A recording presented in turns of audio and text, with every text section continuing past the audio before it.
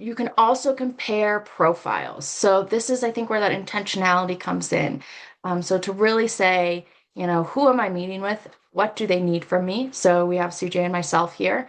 And I always recommend starting with similarities because that's where you're going to be able to build rapport with someone. That's where you're going to be able to find that common ground to establish a relationship while you navigate the differences.